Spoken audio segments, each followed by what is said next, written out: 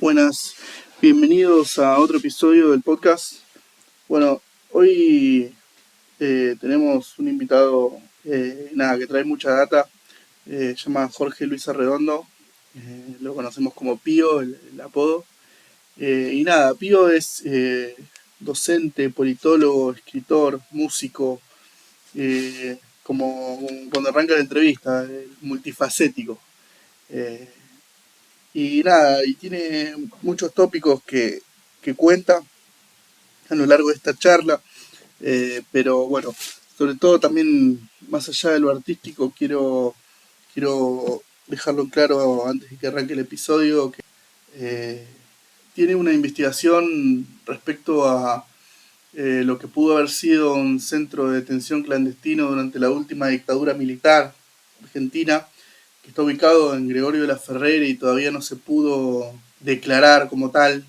Y bueno, en el episodio Pío cuenta cómo se desarrolló esa investigación y además voy a dejar el link del blog con todos los datos que Pío pudo recopilar en algún momento. Lo más probable es que esto sea un libro que cierre en formato libro, que Pío está trabajando en eso al día de hoy. Y bueno, y sería importantísimo también de que esto se pueda reconocer como tal, y que se haga justicia realmente, y que más hoy en día como estamos social, política y culturalmente, me parece que es súper necesario reivindicar este tipo de cuestiones, ya que hay gente que trata de tapar la historia con la mano, y hay que hacer fuerza para que esa gente pueda ser reconocida, y que nunca más vuelva a pasar algo como esto. Así que bueno, sin más preámbulos, los dejo con el episodio y muchas gracias a Pivo por haberse copado. Bueno, antes que nada, bienvenido al podcast. Gracias, Marian. Y me gustaría que nos hagas una pequeña presentación para la gente que escucha esto, de tu persona, de tus quehaceres. De mis quehaceres, es vago. Mi nombre es Jorge, me dicen Pío. Soy politólogo, docente en el nivel de adultos, soy músico amateur. Escribí 2 libros, uno de poesía y otro de narrativa, cuentos, de todo un poco. Una vuelta en un pueblo de la provincia de Buenos Aires, pasé por un lugar que decía, acá vivió Jaunarena, el multifacético, y yo digo, me rompió la cabeza. Y claro, el tipo había hecho muchas cosas, y yo soy el gran problema de ser muchas cosas que le pasa a varios, ¿viste? Te dejas llevar por esas muchas cosas y es una marea que incontrolable. Sí. Nada, parece mucho, pero no es nada. Contame un poco, en todas esas cosas indagás mucho en el arte. ¿Y cuáles fueron tus primeros contactos con el arte? No, con el arte, yo no sé si indago tanto por el arte, sí empecé a leer en algún momento de la vida, quería, y tuve 2, 3, 4 personas literarias que a mí me marcaron muchísimo, Julio Cortázar, Mario Benedetti y Juan Gelman. Esas personas a mí me han criado y me despertaron en mí cuestiones con la literatura. Julio Cortázar, que en cuanto a la literatura fantástica yo no podía creer, yo quería escribir como Julio Cortázar. Y después la literatura o la poesía de Mario Benedetti me parecía algo que venía al pie, una poesía directa para ser consumida por cualquier persona, hermosa. No había que ser un gran literato o algún especialista. Y Juan Gelman tiene una sutileza con el tema de los poemas tremendo y trabaja en algunos sentidos. Y eso fueron los primeros pasos. Y empezar a escribir desde muy chiquito cosas que eran horribles y tener papelitos y acumular papelitos, y después fueron a escribir a máquina y después empezar a escribir, etcétera, y tener eso guardado durante mucho tiempo. Después la guitarra, donde siempre fui malísimo con la guitarra. Y nada, y siempre ahí sondeando, rodeado de querer y no ser, estar ahí, esto que el otro, ¿viste? Tener amigos, darle lugar a otros, y ese fueron los pequeños pasos. Cuando hablas de todos estos escritores, de que empezaste a escribir y demás, ¿Qué onda? ¿Cómo fue después de esas explosiones así de empezar a leer vorazmente? Porque uno como que lee y después empieza por decantación, empieza a escribir, ¿viste? Como que se te caen las palabras, como que estás leyendo algo y decís, mirá esto. Ya, acá tiene que haber una explicación más. El materialismo no lo logra explicar. El surrealismo tiene que ver mucho con eso, o una parte del dadaísmo tiene que ver mucho con eso, ¿viste? De que en el mundo material te explica una parte de las cosas que sí se pueden cambiar. Y hay otras cosas que tienen que ver, y el arte está vinculado con eso. Hay algo que mi vida no está planeada para que yo sea el que soy. Un hijo de una empleada doméstica, de un laburante que devenido bancario, pero que viene de ser peón de campo, una vida durísima. En mi familia no hay pretensiones artísticas, tampoco académicas. Hay cosas que te superan y que aparecen en tu vida y que vos las agarrás y decís, ¿qué pasó? Claro. El lado oscuro del corazón a mí me atravesó como película literaria, una película que me hubiese gustado hacer a mí o que me gustaría hacerla de otra manera, pero no, y ahí vi los Onetti, digo, ¿qué es esto? ¿Viste? Y entonces es como vos decís, querés empezar a... Y hay textos que te salen, ¿me entendés? Que vos decís, sí, esto me excede a mí. Hay poesías a mí que me exceden. Se lo escuché, por ejemplo, a Fito Páez, donde él cuenta la historia de Yo vengo a ofrecer mi corazón. Él habla de un mundo de los 80 y él dice, yo estaba en otra. Y uno por ahí viendo y conociendo la vida de Fito Páez, era un rocker de la época, producto de esa transición de nuestro país. Y él dice, a mí me excede. Y él, la escuchás hoy por hoy, yo vengo a ofrecer mi corazón. Y él dice, a mí me excede esa. Y hay cosas que a nosotros nos exceden. Decís, y entonces, ¿quién? El daimon que decía Sócrates, ¿me entendés? O que hace referencia a, yo que sé, muchos literatos, de Borges, ¿me entendés? ¿Quién nos agarra la mano y nos hace dibujar o escribir? Es muy loco. Sí, Spinetta hablaba mucho de eso, ¿viste? Como de la espiritualidad en el arte, ¿viste? Como el chabón tenía eso, como no hacía obra era el cosmos, ¿viste? Claro. Sí, porque un poco es eso. hay un hilo invisible. Ahí nos vamos un poco que es hermoso darle este vuelo también, vos decís.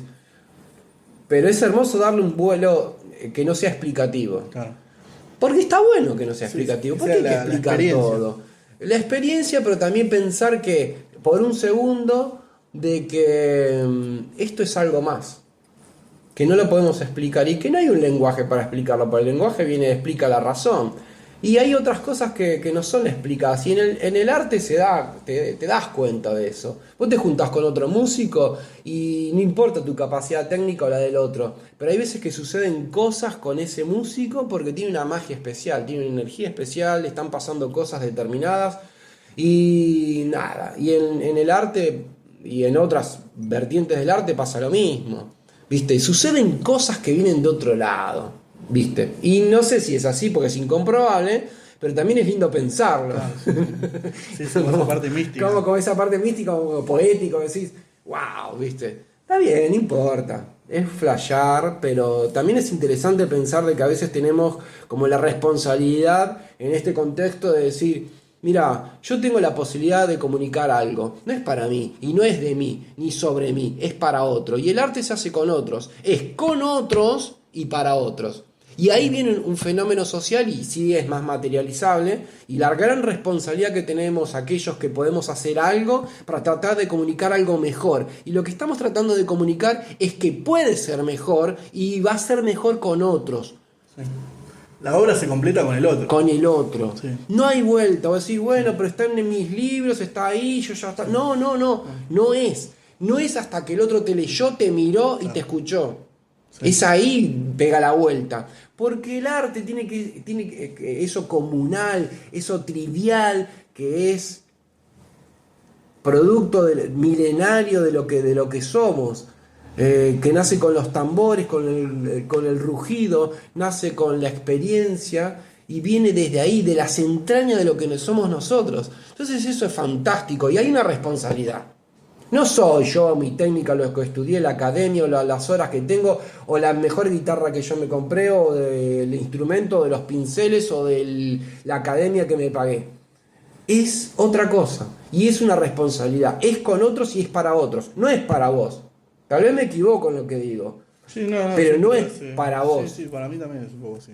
Y tampoco necesariamente, porque ahí hay una discusión inclusive política con relación al estalinismo, de que todo arte debía ser político. Y no debe ser político. El arte es arte y es anárquico. Debe hablar de lo que se le quiere hablar en ese momento. Tiene que tener esa absoluta libertad. No tiene que ser nada, tiene que ser, pero tiene que ser auténtico. Tiene que haber una simpleza y tiene que tener una espontaneidad terrible. No tiene que ser nada. Eso, porque también se puede creer de que esa responsabilidad es al servicio, no, es al servicio del otro, sencillamente al servicio del otro, del humano, de una sociedad mejor, de algo que nos supere. Sí, en realidad sería como al servicio del ser. Al servicio del ser, de que mañana sea lindo amanecer. Sí. Es eso.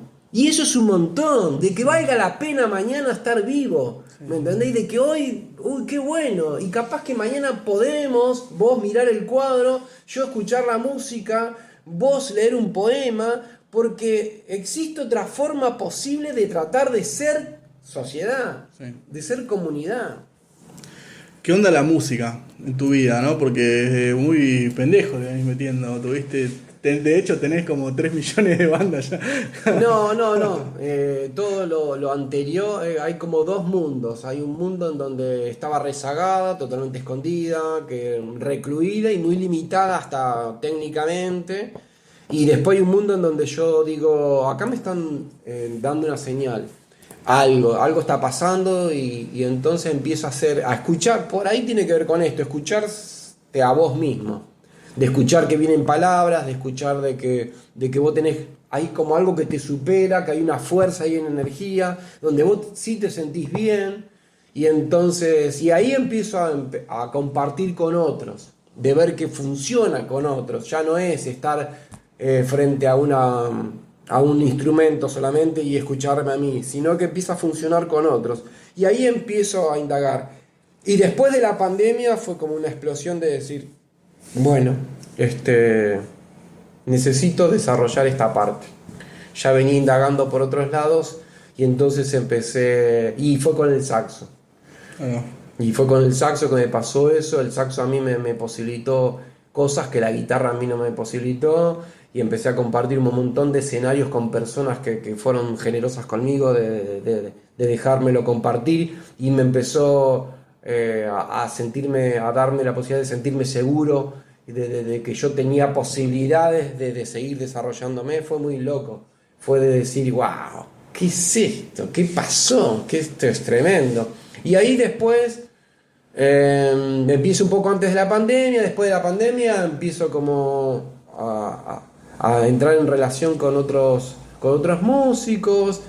Y el viento tiene una fuerza tremenda por su color, por su textura, por su timbre, por el metal en sí mismo, que todo el mundo quiere que haya un metal. No hay tantos, a veces parece que no hay tantos, pero tampoco hay tecladistas, yo qué sé. Claro. Y entonces todo el mundo te empieza a invitar, y bueno, entonces en un momento, este año en particular, fue un año donde participé mucho con muchas bandas y muchos proyectos. Y se fue dando así, de esa manera. La música empezó a tener un predominio en mi vida, donde gente recontra generosa me dijo, quiero con vos, venite para acá, qué bueno esto, y empezás a compartir, y también es un camino de descubrirte vos también. Es muy loco la música, es tremendo. Y también toda esta cuestión que venís activando también en el Cuervo de armar movidas por la música, como ese punto de encuentro, y que sea no solamente el hecho de ir a escuchar una banda en sí, sino como engloba muchas cuestiones, ¿no? Sí, pasaron varias cosas. Por un lado pasó Cromañón, Sí, hace mucho tiempo, sí, y después nos pasó la pandemia. Después de la pandemia no quedaron lugares donde tocar en público. Algunos bolicheros se cansaron de la dinámica, se cansaron porque no les rinde monetariamente a ellos, y no los cuestiono, está perfecto, ese es un dilema. Y después los que había no da y no te invitan, y otros lugares se desarrollan en función de generar un espectáculo para ellos ganar plata. Y básicamente esto se resume de que vos tenés que, como músico, poner plata para tocar. Y después de la pandemia, en Catán, en González Catán particularmente, no quedó ningún lugar. Y algunas bandas conocidas que llegaron a pisar González Catán, que es una localidad muy chiquita dentro del Partido de la Matanza, quedó totalmente sin un lugar donde ver, escuchar y poder difundir música en vivo hecha por músicos de la localidad. Y entonces nosotros abrí un lugar un poco antes, un par de años de la pandemia, y después lo agarró la pandemia, y después que estalló la pandemia, nosotros que empezamos a generar estos lugares o estos espacios para tratar de potenciar todo lo que estaba pasando, que veíamos que estaba pasando, pero muy bueno. O sea, hay una música generada por músicos, artistas de la zona, de las localidades, con una calidad tremenda, que es increíble. Yo antes no lo veía, yo antes veía música en las plazas, veía música en lugares, en centros culturales, y lamentablemente de mucha baja calidad, y empecé a ver otra cosa. claro. Y eso es tremendo. O sea, la calidad que hay de músicos en González Catán, La Ferrer, Casanova y aledaños, y los kilómetros, lo que le llamamos nosotros los kilómetros, es tremenda, de gente que son virtuosos. Y gente que le puso mucho a su vida, gente que le puso mucho y le pone mucho a sus ensayos. Y vos después ves un producto, independientemente que te guste el género, Sí. pero vos estás observando de que eso está muy bien preparado. Es tremendo. Parece una locura, pero esto lo he compartido un montón de veces en charlas con conocidos, amigos y no músicos o no músicos, y vemos eso. Hay una calidad de músicos tremendo. Sí, está emergiendo, digamos, todo lo que es el conurbano y la Matanza en particular, porque es el territorio, digamos, que nos toca habitar, es como, está emergiendo una cosa de no solamente música, sino como hay una espuma que está saliendo para arriba y no hay lugares donde... No hay lugares. Y cuando vos generás un lugar, aparecen un montón de bandas, con distintas pretensiones, con distintos recorridos, con distintos anhelos, pero aparecen. Y vos decís, más allá de esas tensiones o esas disputas que hay alrededor de para qué se hace tal o cual cosa, vos ves de que la calidad y el esmero que están poniendo alrededor de lo que hacen es tremendo. De muy buena calidad. Eso es tremendo, a mí me llamó la atención. Por ahí soy yo que me tomé el tiempo en determinado momento de observarlo, y antes no lo veía porque estaba preocupado con otras cosas. Puede pasar eso, sí, pero me toca pasarlo hoy, de que estoy observando pibes de barrio absolutamente desconocidos con una calidad técnica tremenda alrededor de lo que están haciendo. Eso a mí me sigue sorprendiendo y lo sigo diciendo siempre. Por eso empezamos a generar en un lugar que es el único y uno de los mejores lugares donde se puede hacer y escuchar música, que es en González Catán, que es en el Cuervo Estudio. Y bueno, y él también puso una calidad técnica al servicio de que se escuche eso y de que se generen ese tipo de músicas. Bueno, eso básicamente pasó. Y lo hacemos con un amigo. Bueno, contame un poco, bueno, yo sé que vos estuviste militando un tiempo, no sé si militaste mediante, digamos, al haber ingresado a la universidad, o fue antes y después ingresaste a la universidad. No. Quiero, como ese recorrido, antes de llegar al 2001, porque quiero que cuentes bien todo lo que pasó. Yo sé que vos estuviste en el movimiento cuando las papas quemaban, y creo que en este momento social, político, cultural que estamos viviendo, alguien que estuvo detrás de las barricadas en el 2001 tiene que contar lo que vio, porque la historia lamentablemente se está volviendo a repetir y pueden pasar muchas cosas que no están buenas que pasen. Sí, me sorprendió tu pregunta, no pensé que íbamos a ir por ese lado. Yo empecé a incursionar en Matanza, en la militancia, de izquierda. Sí. Desde muy chiquito, desde los 17, 18 años, me agarra el servicio militar obligatorio, Sí. Ya siendo un simpatizante de izquierda dentro del trotskismo, en una fuerza política que se estaba casi disgregando en ese momento, porque fue atravesada por el contexto, por la política, etcétera, que era el movimiento al socialismo, el MAS, el viejo, lo que se conoce como el viejo MAS. ¿Era Zamora todavía en esa época? No, en ese momento ya Zamora casi es su primera ruptura. No. Zamora llegó a ser el primer diputado trotskista de Latinoamérica. Y yo ingreso en ese momento, en los años 93 más o menos, como militante, simpatizante. Salgo del servicio militar obligatorio, decidido a desarrollar esa faceta política como militante. Y empiezo a incursionar y estuve alrededor de la izquierda organizada un montón de tiempo. O sea, cuando viene el 2001 yo era un militante hecho y derecho.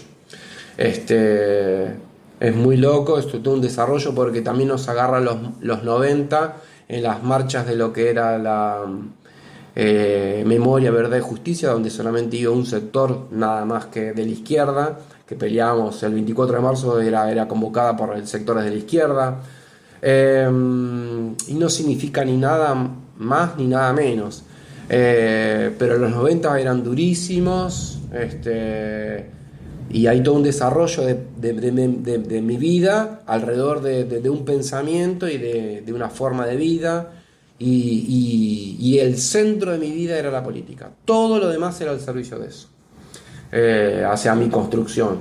Hoy por ahí me veo en el tiempo y digo, no lo volvería a hacer. Pero cuando me agarra el 2001 yo estaba preparado, somos uno de los pocos sectores que habíamos leído a lo que íbamos, de que el choque frente al proyecto político, económico, iba a ser irremediable, y de que iba a pasar lo que pasó, de que la espontaneidad iba a surgir, y entonces nosotros nos agarra organizados. Entonces los saqueos fueron los saqueos. Hay una versión conspiranoide dentro de las lecturas políticas del momento, donde dicen de que es superestructural, donde interpretan ese momento como que el peronismo quiso tirar al gobierno de la Rúa, entonces inflexionó todos sus resortes, y la verdad es que no pasó así. La verdad que fue súper espontáneo todo lo que pasó, y de que no había fuerza política que pueda motorizar y ablandar el momento político. Sí accionaban como podían y como quisieron, y observando la realidad y en lo que les convenía. Y el 20 de diciembre, casi nosotros lo sabíamos, igual te sorprende como todo hecho de la realidad. Entonces nos convocamos a Plaza de Mayo para tratar de llegar a Plaza de Mayo. Nosotros fuimos como preparados a un enfrentamiento con la policía, y fue muy loco porque Benedetto y los pibes que murieron ese día murieron a 100 metros. Bueno, no sabía que me iba a pasar esto. No, tranquilo, no pasa nada. Nosotros éramos un grupo reducido, éramos 50 personas, absolutamente sabíamos lo que íbamos a hacer. Fue recontra violento. Peleábamos contra la motorizada. En ese momento Avenida de Mayo estaban arreglando sus veredas, por lo tanto eran medio como trincheras. Nada, y fue un combate callejero. Para mí fue como mi cordobazo. Claro. Fueron 12 horas peleando contra la policía. Nada, muy loco. Hay unos pibes donde nosotros escuchamos gritos por todos lados. Fue todo repower. No sé, me vino así, no sabía que me iba a desaparecer con esto. Fue muy loco. Y entonces yo me tomaba la libertad de tratar de buscar información. Venían personas, seguramente eran servicios, venían con el torso desnudo y nos decían, están viniendo desde La Boca, están reprimiendo, venían con noticias falsas. Se viene esto. Creo que nosotros, nuestro objetivo era tratar de llegar a Plaza de Mayo. La represión más feroz fue cerca del mediodía cuando reprimen a la madre de Plaza de Mayo, que les pegan descarnadamente la caballería. Nosotros después llegamos, un poco después del mediodía, y entonces ya a la gente la habían hecho retroceder hasta 9 de julio. Nosotros hacemos una columna y tratamos de ingresar a Plaza de Mayo. Bueno, en ese momento súper conflictivo. Nosotros igual estábamos como reentrenados, nos habíamos como preparado. Y entonces en una de esas decían, está pasando tal cosa, tal cosa. Había gente que rompía determinadas cosas, sectores que eran súper radicales, y nosotros decíamos, nosotros no venimos a romper, venimos a recuperar, venimos a echar primero al gobierno y a derrotar a la policía. Y en una de esas, varias veces pasó, nada, que decían de que habían matado a alguien. Entonces yo me tomaba la libertad de ir corriendo y efectivamente vi a Benedetto. Y a los chicos que mataron eran motoqueros, no eran militantes ni nada, era gente espontánea. Yo vi gente, sí, por ejemplo, pibes que trabajan en la zona del microcentro con el traje, con vestidos de traje. Y era tan indignante la situación que estaban agarrando piedras y peleaban contra la policía. Nada, fue tremendo. Yo vi cosas así super power.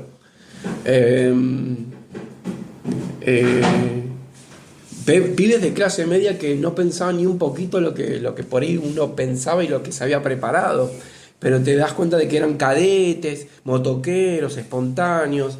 Era toda una sociedad. Tampoco era la clase media que estaba indignada por sus ahorros. Era una confluencia de un montón de reivindicaciones, una situación que no se aguantaba más. Nosotros obviamente que estábamos preparados y teníamos un análisis político de la situación, pero ves ahí en el momento de pibes que eran oficinistas y vestidos con su traje, con unas piedras en la mano enfrentando a la policía.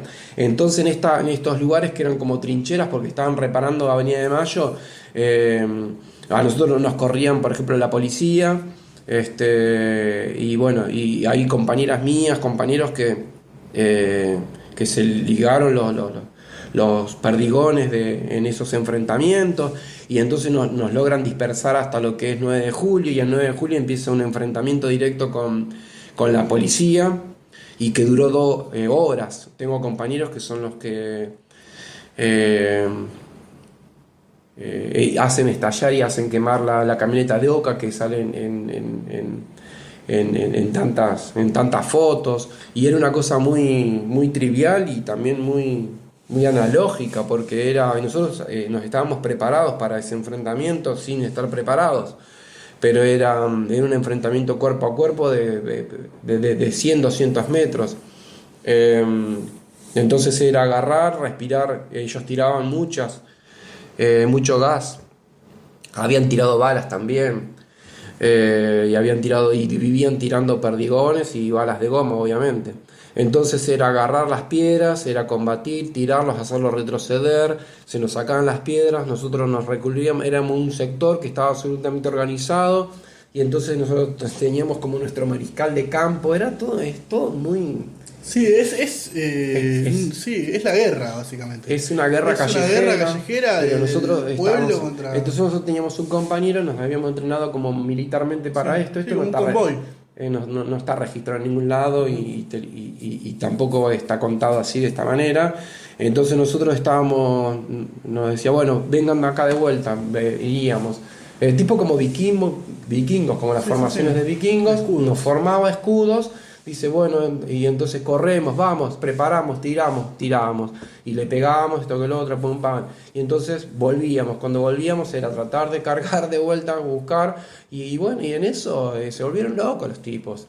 Y como fuerza política, nosotros fuimos el único sector que tuvimos ese rol en ese lugar. Después había fuerzas políticas que tuvieron una participación. Era muy loco porque vos te parás, era enfrente al obelisco, y por la avenida Corrientes vos mirabas hacia atrás y estaba toda la columna hasta Congreso, hasta donde se pierde el horizonte de tu vista, y era la columna de un montón de todas las fuerzas políticas súper radicales, pero que no eran partícipes, no querían ser partícipes de un enfrentamiento directo. Éramos los únicos, éramos un sector, nuestro sector, y otros sectores que optaron por optar porque era gente alternativa. Sí, sumándose al descontento al descontento popular. Y después una columna que no podía ingresar porque estaba este tapón que hacían ellos. Y nosotros, bueno, combatiendo así horas y horas y horas. Cuando empezamos ese enfrentamiento directo, que fue de un montón de horas, ya habíamos pasado un montón de represiones tenemos que retroceder. Nada, yo no tuve ningún compañero muerto ni nada. Sí. Tampoco soy un héroe ni nada. Tuve compañeros, fue tremendo. Fue vivirlo, fue tremendo. Y estábamos re contentos de pasarlo. No pensábamos, se tenía que respirar de las alcantarillas, porque era una bola de humo todo. Entonces tenías que tirarte y respirar de la alcantarilla. Claro, el único aire posible era ese. Te levantabas, agarrabas piedras y volvías, y nos formábamos y corríamos. Y entonces, porque ellos cuando tiran hay una serie de minutos que hasta que recargan, igual que nosotros, es el momento en donde ellos están desarmados. Entonces ahí nosotros atacábamos. Era una lucha de cuerpo a cuerpo tremenda. Yo viví esa, hubo varias, hubo un montón. Pero eso fue horas. Y bueno, en algunos momentos alguien iba hasta la estación de servicio, compraba nafta, cargábamos botellas y nosotros los hicimos retroceder. Ellos tuvieron miedo porque son personas de carne y hueso, que había un estado de sitio. En ese momento estaba huyendo el centro de lo que es el Estado capitalista, huye por los aires de la Rúa. Entonces las fuerzas de seguridad, porque lo que tiene es el comandante de las fuerzas de seguridad es el presidente. Al irse él, los servicios de seguridad, la policía queda desmadrada. Entonces quedó a lo que ellos quieran y puedan hacer. O sea, queda totalmente a buenas de Dios quedaron. Entonces también tienen miedo, también órdenes, también pueden hacer lo que quieran, como lo hicieron, que es matar gente, etcétera. Y nada, y fueron como 12, 14, 16 horas de enfrentamiento policial. Y después nos retiramos y fue muy loco porque en Provincia de Buenos Aires se vivió otra realidad. Nosotros justamente habíamos ido en un camión de un compañero y cuando volvemos por Ruta 3, venimos por Ruta 3 y mirabas para las calles aledañas, para todas, y veías barricadas. Y nosotros no entendíamos nada que había pasado en provincia. Nosotros veníamos de otra participación, de otra realidad, que fue 14, 16 horas de lucha callejera. Y veíamos de que había barricadas, no se podía acceder. En un momento nuestro compañero opta por ir por una calle, salir de la Ruta 3 porque estaba cortada y agarraron la Ruta 3. Entonces nosotros, como veníamos con un camión y un montón de gente arriba, acá habían hecho correr, y acá sí se vio la parte más por ahí más superestructural de laburo de los servicios de inteligencia que implementaron con la policía. Entonces habían hecho correr de que venían de algún lado a saquear las casas de del vecino común y corriente. Entonces decían, un camión, y nosotros súper inocentes porque no sabíamos qué había pasado y todas esas versiones no sabíamos, y veníamos con un camión. Y había en todas las esquinas había grupos de personas que estaban armados para defender sus casas. Que se había armado todo como una comunión en todo Matanza para defender sus propiedades. Y bueno, y hasta que llegamos, y me acuerdo de que me bajan del camión, nuestro compañero dejó a cada uno en su barrio, y a mí me bajan del camión, y cuando bajo vengo corriendo hacia mi casa, y estaban todos mis vecinos, gente grande, gente común y corriente, en una fogata en la esquina, diciendo, ahí viene uno, el camión, ahí viene uno, y gritaban, vienen, y yo medio todavía no entendíamos esa lógica. Y cuando me voy acercando, se estaban preparando para algo, y cuando voy acercándome, no, espío. No, tranqui, espío. Bueno, sí, y después empezaron las miles de versiones, pero de mano a mano, que te empiezan a contar. Por ejemplo, un amigo músico me contó de que vino el patrullero y dijo, ¿cuántas armas tienen acá? Y tenemos una 22, y tenemos un matagato, y tenemos un 38. Y bueno, tomen uno más. ¿Viste? Eso sí fue porque la idea era que el conurbano no avance hacia Plaza de Mayo. Entonces hicieron un aparato de inteligencia importante para que el conurbano desorganizado se defienda de algo de un inminente ataque de alguien que estaba peor que ellos. Es muy loco esa idea. Y la gente no es que hizo una insurrección en provincia. En capital sí. En provincia no. Era la defensa de la propiedad porque ellos trataban de hicieron correr la bola de que iban a venir a saquear personas. Claro. Más pobres que ellos. Sí. Y había que defenderse de ese pobre como si fuese... Sí, ese enemigo invisible, sí, ¿no? Tremendo. Nosotros no sabíamos de eso. Nosotros fuimos parte de una gesta súper espontánea, no organizada. Fuimos sabiendo así, preparados nosotros, con lo que pudimos. Pero después vimos la espontaneidad súper del momento.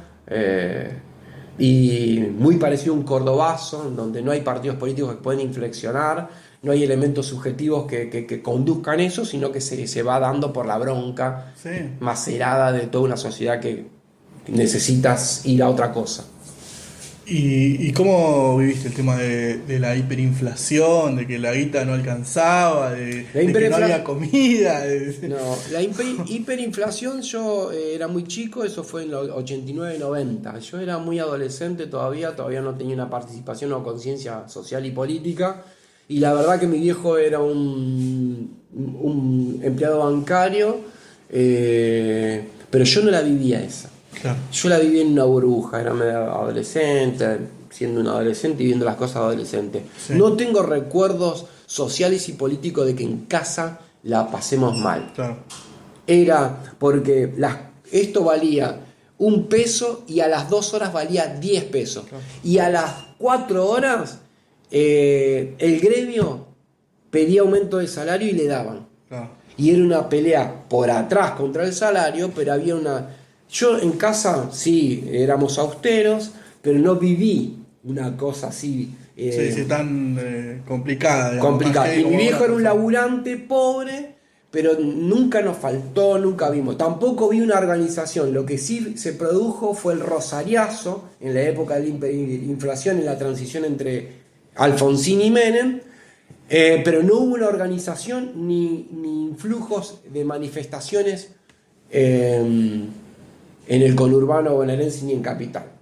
Claro. No hubo. Sí, era como más silencioso todo. Y fue organizado hasta ahí, eso ya es un elemento de análisis, hasta ahí las fuerzas sociales eran controladas por los organismos existentes, llámese CGT, o lo que sea, y estaba todo, la realidad se podía encorsetar. Sí, se amoldaban.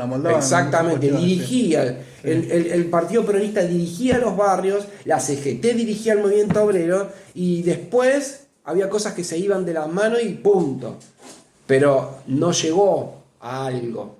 O sea, se va porque Alfonsín se termina yendo porque se va en un traspaso de rosca política entre dos fuerzas políticas, porque una agotó todo su caudal y otra que podía llegar a conducir una sociedad súper crítica. Eso. Yo no lo viví. Eso fue 89-90.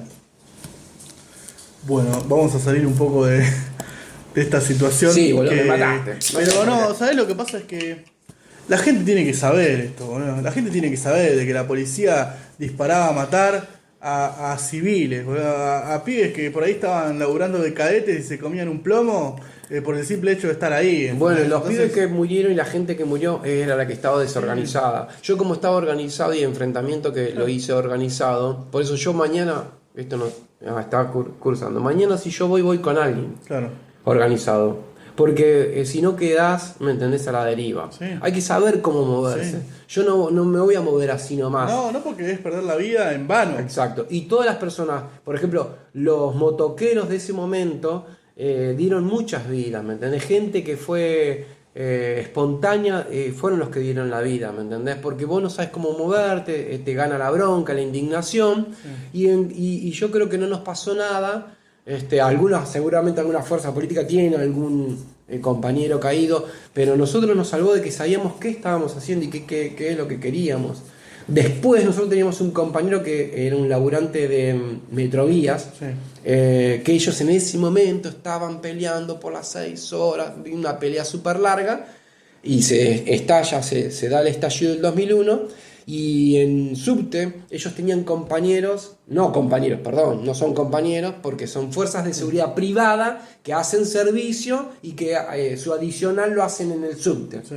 pero que son policías. Esos policías en confianza le terminan comentando a este compañero que la policía perdió vidas, perdieron este enfrentamiento, también tuvieron bajas, pero que no lo dijeron y no lo pensaban decir, que no se iba jamás a... Un secreto de Estado. Claro, y también de ahí saco la versión de que ellos le terminan confirmando a este compañero de que se sorprendieron del grado de espontaneidad que hubo por parte del sector popular.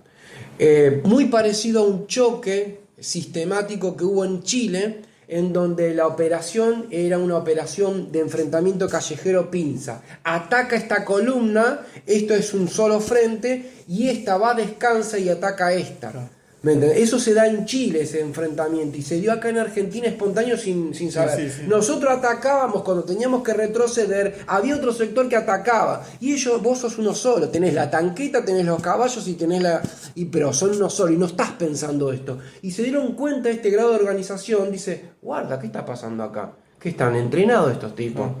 Bueno, esas cosas así media bélicas del combate callejero no están contadas todavía, no han sido contadas y no las van a contar, pero se dio como una organización natural de enfrentamiento callejero que es propia al gen de lucha que tiene la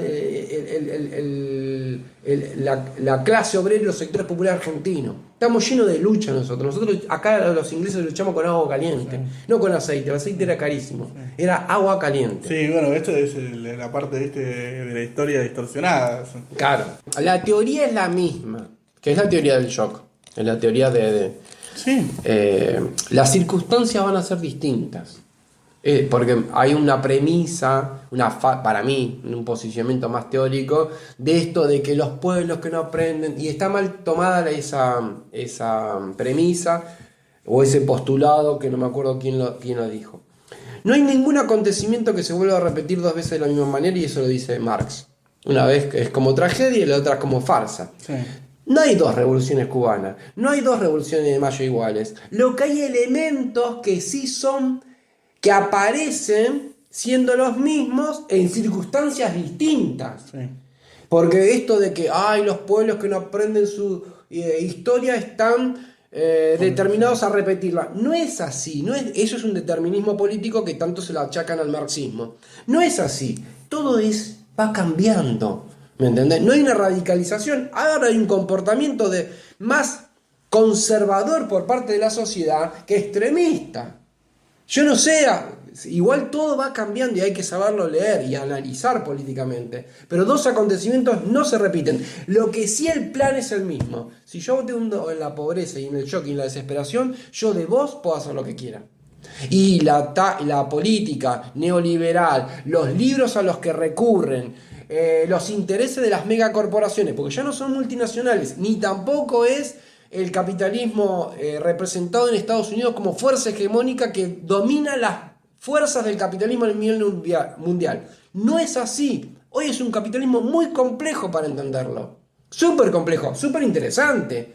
Y no todos están leyendo el mismo capitalismo. No es el capitalismo de los 1840-1860.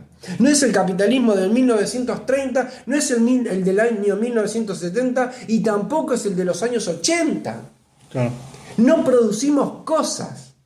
Es un capitalismo que no produce cosas. No hay un problema de que, es otro tipo de capitalismo. No hay alguien que trata de pelear el mercado para producir cervezas. El tipo que hace cerveza maneja los celulares. Claro.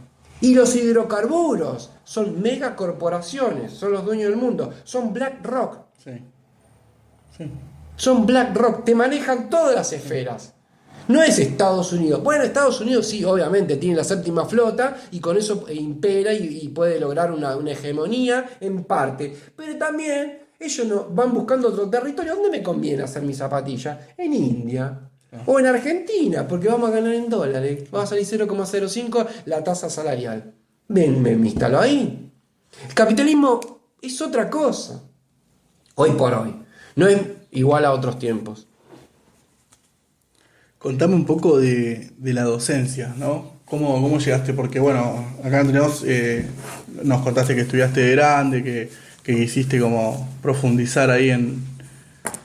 Yo tengo una historia académica horrible, que empieza cuando soy joven y que entro a Filosofía y Letras, que hago el CBC en Filosofía y Letras, laburaba muchísimo, no me dio, me levantaba a las 4 de la mañana y me acostaba a las 12 de la noche, ahí era mi día, entonces fue insostenible. Quedo sin laburo en los años 90, de los que estamos hablando, y no había laburo. ¿Viste? Y vos para estudiar tenés que tener tu cabeza tranquila, ¿viste? Después con el tiempo entro a Lomas, dejo esa carrera, entro a Lomas de Zamora, ya tenía más o menos una entrada, un laburo, y hago la carrera de letras, siempre por la parte humanística. Pero yo no sé si en algún momento me planteé terminar una carrera. ¿Viste? Que vos decís, no, yo quiero ser arquitecto, y no parás hasta lograrlo. Yo no sé por qué entraba a estudiar, yo me llamaba algo me llamaba, los libros me llamaba, el conocimiento me atrapa muchísimo, algo, no sé qué. Y ahí hago letras, hago 2 años, un periodo hermosísimo, tremendo, unas clases hermosas.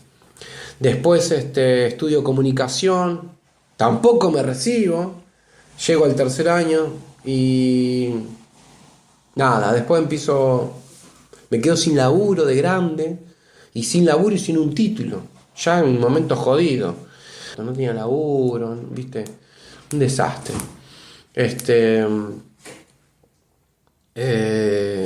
¿Y cómo llego a la docencia? Yo creo que llego por mi compañera, que siempre apostó a mí. Andrea siempre apostó a mí y me dijo, vos tenés algo, vos lo podés compartir. Vos lo podés compartir, esto que lo otro, vos serías un excelente docente, pum, pan. Yo dejo comunicación y ella ya era profe, pero no había horas de eso que estaba recibida durante años, pero cuando yo estudio comunicación estudiábamos los dos, ella para maestra de grado y yo comunicación. Ella sí se recibe, yo no, y entonces ella me dice, empieza a incursionar en la docencia. Y me dice, vos serías un excelente profe. Y después la necesidad. Pero ella con el chip de ella que me decía, me taladraba la cabeza. Vos tenés que ser profe, vos tenés que ser profe, y apostando a mí a full. Sí.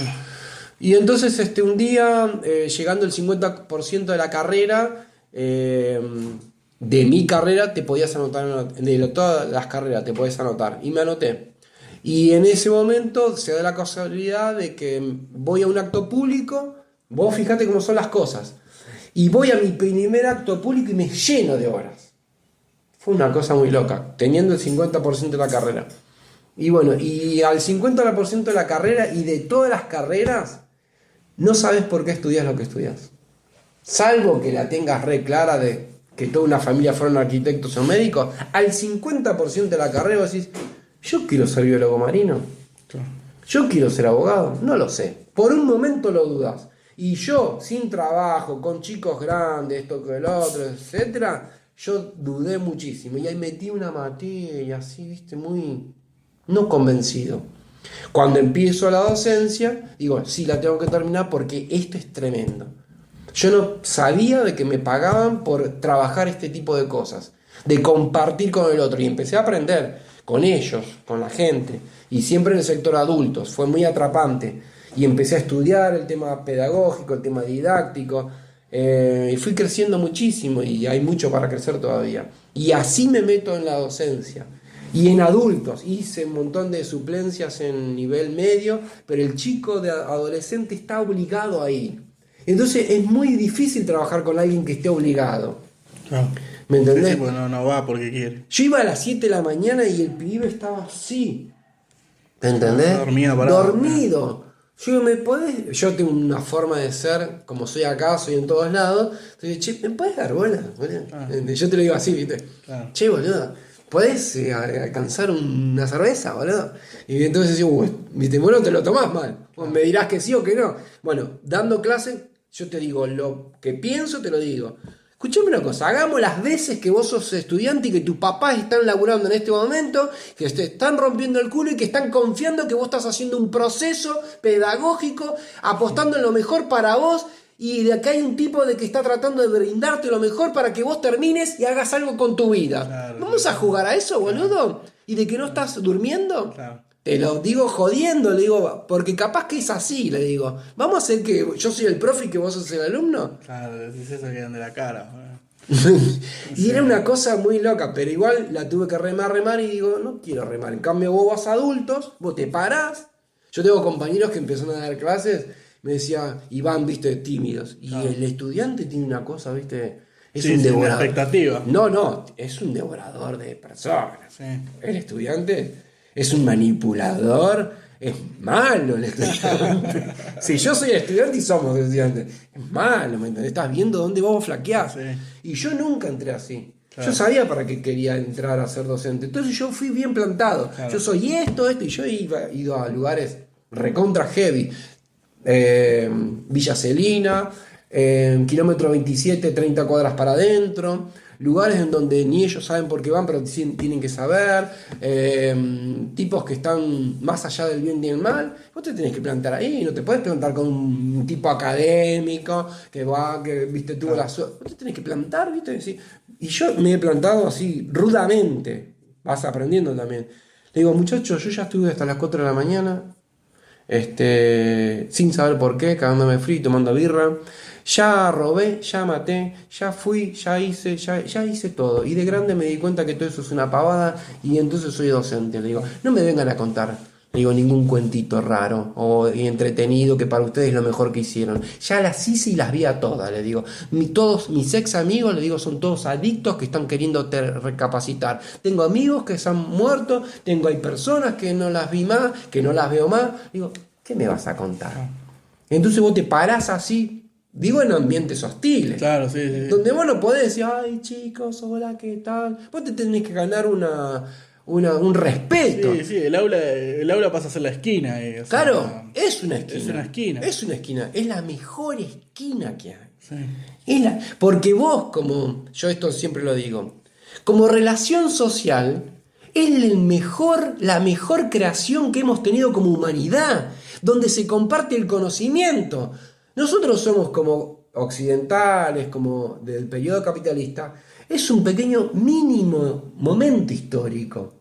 Durante milenios, cientos de años, el conocimiento no se compartía, no era público, no era popular. Sí, solamente los que podían accedían. Esta relación social de compartir inclusive gratuitamente el conocimiento y que está disperso y de que hay una relación y que hay una experiencia social, porque son laboratorios sociales, donde a vos te transforma y te transforma para siempre. Eso es una creación divina del ser humano. Es como pintar un cuadro. Eso es propio del hombre. No hay otra especie en la humanidad que haya pintado un cuadro. No lo hicieron, lo hacemos nosotros. No hay ninguno que con 12 notas hizo música, lo hacemos nosotros. Si hay algún motivo para seguir viviendo, son por esas 12 notas musicales y por esos 7 colores que terminan siendo 256 megacolores. No sé. Y esa relación social de compartir y de que, muchachos, esto es así y lo vamos a compartir juntos, es propio de la naturaleza del hombre y de este momento histórico. Y es hermoso. Antes estuvo vedado a la élite, a la aristocracia, a alguno, al que tenía condiciones. Es tremendo. El acto de compartir saberes, experiencia y un momento con humanos, porque yo vendí cosas, trabajé esto que el otro, y viste, y vos decís, che, te vendo esta cerveza, está re buena, boludo, no sabes lo que es, está buenísima esto que el otro. Es un producto, viste, vos te lo podés recreer, pero vos decís, mira, esto soy yo, acá está, y acá está el mundo, todo el mundo y todo lo que me pasó está acá. Eso es propio de humanos. Y esto de agarrar y estar en un momento con humanos y de ver qué le pasa a ellos y a mí, es propio de un momento histórico que es hermoso vivirlo. Porque te cambia para siempre el conocimiento, abrirle las puertas. ¿Me entendés? Porque es demostrarle de que el sentido común no sirve para nada. Sirve para elegir si compro Amstel o Andes roja. Nada más. El tema es el conocimiento. El secreto es el pensamiento y la capacidad que tengamos nosotros de descubrir lo que querramos descubrir. Y eso, si yo te lo comparto y con esa emoción, ¿me entendés? Ese es el sentido de ir a convidarles cosas. Sí, los pibes compran, porque nunca nadie le dijo lo que le estás diciendo. Y evidentemente. No. ¿Por qué? Porque el profe de historia no es historiador, Sí.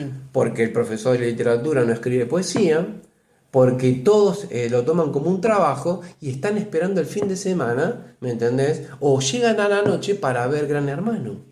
Porque tiene que ver con la alienación del sujeto ciudadano de esta vida de porquería. Cuando vos no tenés expectativas por el ser humano, te convertís en un ser humano sociabilizado. Ahora, ¿y qué pasa si somos un poquito más que eso? Y si yo tengo expectativas en vos, loco, vos estás para otra cosa. Y esto es un momento, transformala, pero transformala con otros, con tus hijos, con tu tío, con tu hermano, con tus amigos y con el vecino. Es eso, vinimos a eso, a transformarlo todo y a creer en otro. ¿Qué vas a creer en vos? Sí. No sé, me preguntaste, no sé qué. Sí, no, la docencia. Y no sé qué carajo dije. Sí, justo. Sí, yo creo que está bien respondido. Otra cosa que también te quiero preguntar, que sé que lo estuviste elaborando como en un proceso de investigación, es la cuestión del último golpe militar que hubo en Argentina. Sé que nada, tuviste como, no sé si llamarlo tesis o proyecto de investigación de desmantelar un centro clandestino de que no fue declarado en el partido de La Matanza. No está demostrado.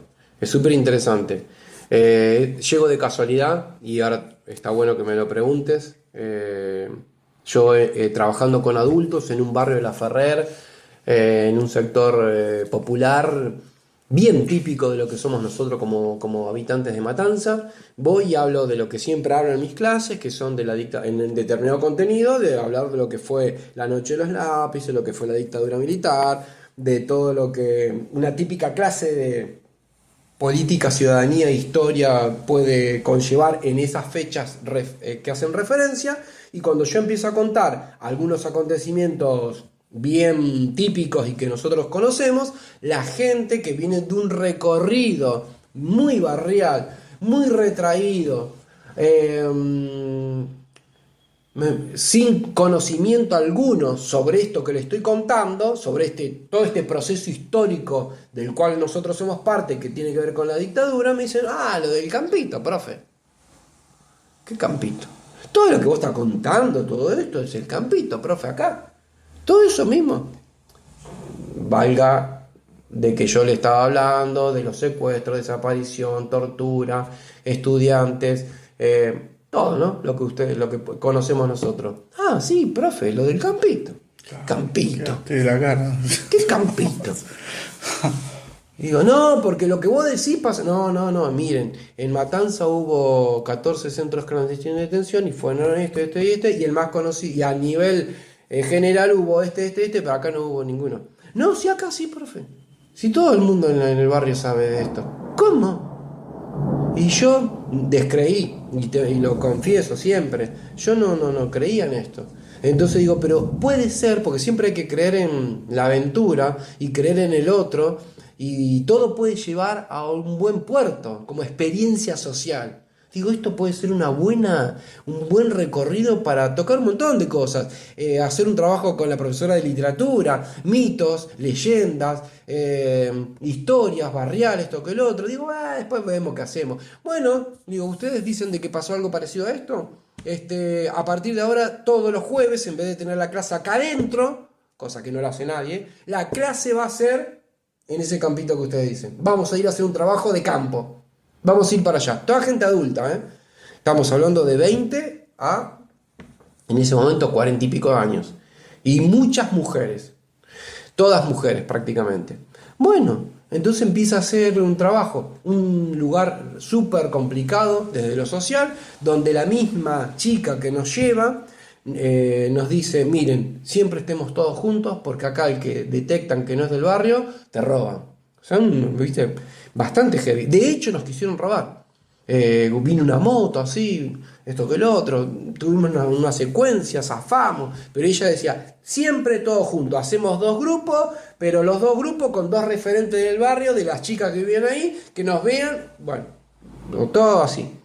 Llegamos al campito, resulta que es un predio enorme, donde había un horno de ladrillos en los 70, donde había una estancia, un casco de estancia que todavía existe, y donde... bueno, ese era el lugar donde supuestamente mis alumnas decían de que había pasado, de que habían torturado, secuestrado y que había sido un centro de clandestino de detención, donde yo no tenía ninguna expectativa, pero que me parecía una buena aventura social, un experimento de experiencia social para ver qué podíamos hacer con eso. Llegamos a la primer relato de la señora, esto es el predio, ¿no? Así tal cual, toda una franja, unas cuantas hectáreas. Y acá empieza la urbanización y hay una calle, ¿no? Y esta es la calle lateral que sale al máster de la Ferrer. ¿Se ubican? Sí. Bien. Súper conocida, no me acuerdo el nombre, porque el 378 viene por esta, justamente. De este lado está el Aeroclub. Sí. Esto es Ruta 3 y esto, en el fondo, es el predio. Entonces, vamos a la vecina de acá. La primera. Toti. Señora, una señora super mayor, Toti. Vamos, hola Toti, ¿cómo andás? ¿Qué haces, Marcela? ¿Cómo andás? Estamos haciendo un trabajo con la escuela, viste que estoy queriendo terminar el secundario. Contarle al profesor lo que pasó acá en el campito. Lo que llevaba un montón de cosas, que no me quiero expandir, porque si no hacemos re larga. Y no podíamos que el testimonio oral focalice en los 70. En un momento, hasta mi alumno le dice, no, Toti, contale sobre relación a los militares y la persona que... Ah, vos decís de eso. Dice, sí, es acá, enfrente a ese campo. Y acá estaban las dependencias, está como el casco está acá, ¿no? Había como una casa. Y, bueno, entonces decía, sí, yo los veía, dice. Cuando venía el camión... los dejaba, los metían ahí adentro, dice, se veía el camioncito que venía y al rato empezaban los gritos de las personas. Hay un problema que tenemos sociológico. Hay una parte, no todo el mundo tiene una conciencia histórica y política al respecto de lo que pasó en nuestro periodo de la dictadura. Hay gente que lo tiene vagamente, hay gente que lo vive de otra manera, hay gente que no lo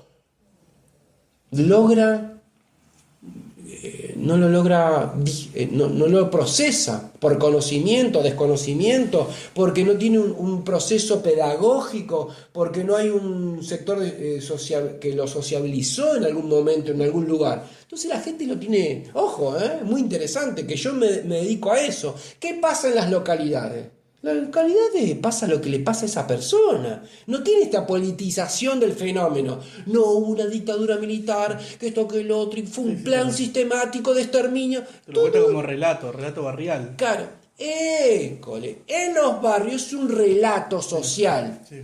Y no tiene consistencia política. No tiene una connotación política donde ya hay una ideología al respecto. Sí. Que uno toma de algún lado, o la toma de alguna manera. Estoy a favor, estoy en contra. ¿Viste? Vos si fuiste carnicero o lo que sea, vos decís, no, porque está bien, porque esto que el otro, porque antes era un quilombo. O decís, yo repudio esto porque no quiero que vuelva a pasar, porque un recorrido a vos te llevó para tomar esa conciencia.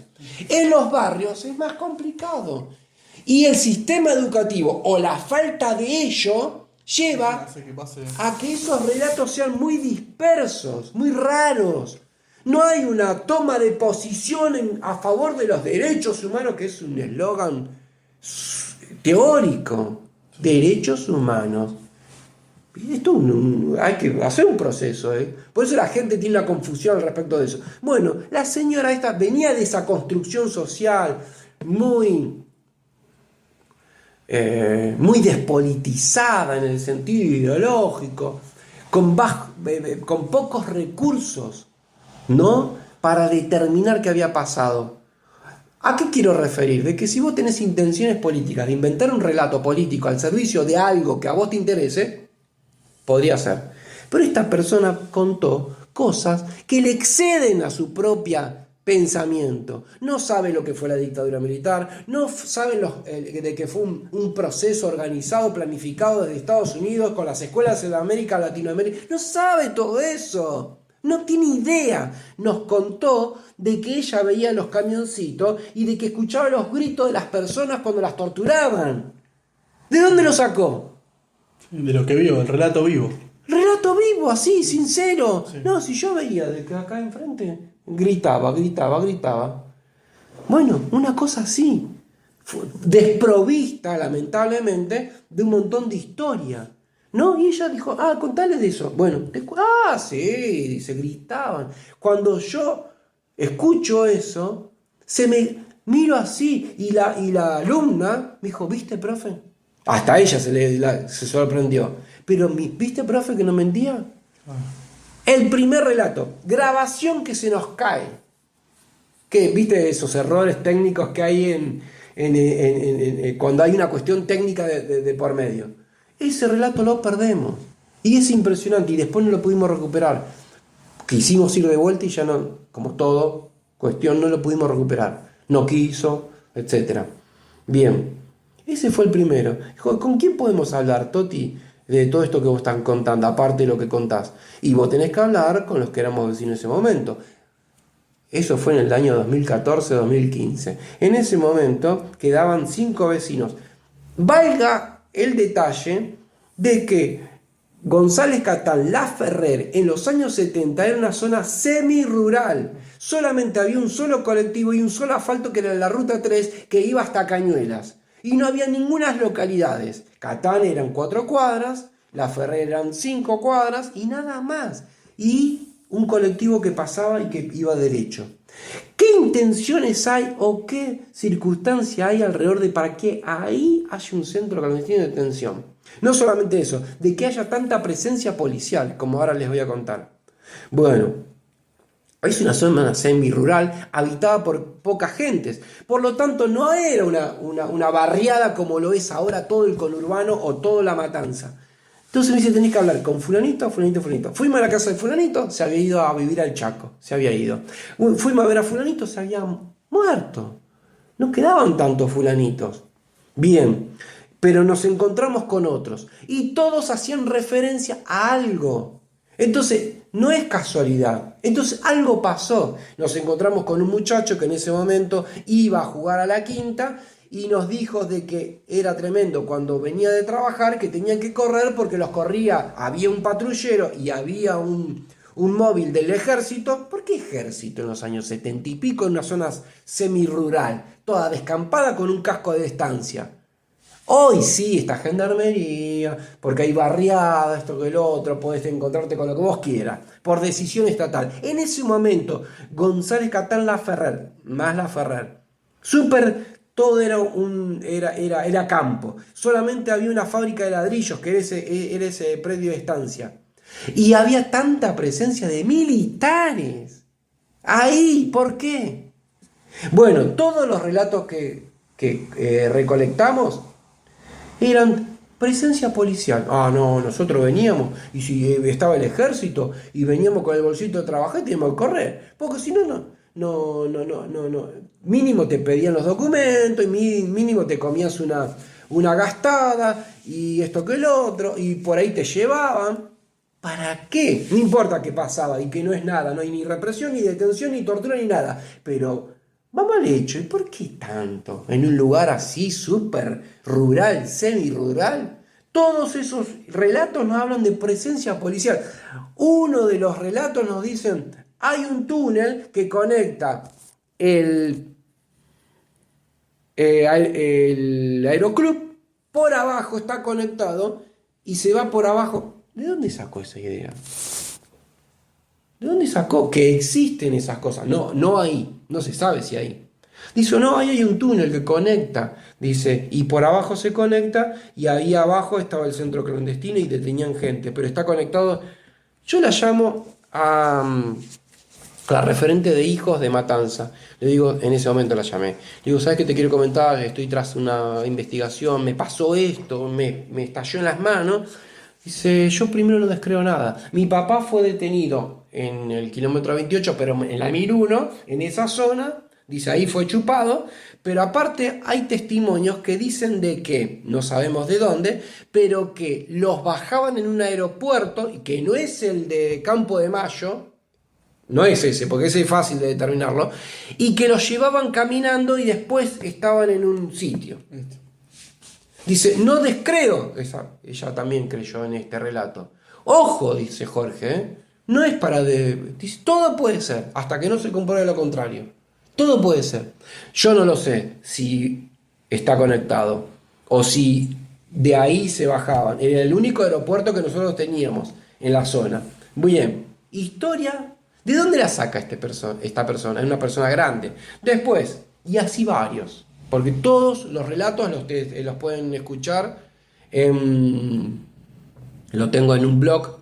En ese momento hice como varios sitios para que esté guardado, para que no me hackeen, para que no se pierda esta información y para que tampoco sea mía, sino que sea del que quiera consultarla, estos relatos y las fotos. Sí, esto lo vamos a poner en el podcast, el link del blog. Bien, está bueno. Sí. Entonces, los relatos, hasta quedamos cuando todas mis estudiantes, alumnas, empiezan a contar en su familia que estábamos haciendo esto, de que los jueves, en vez de quedarnos adentro, íbamos al barrio a hacer esto.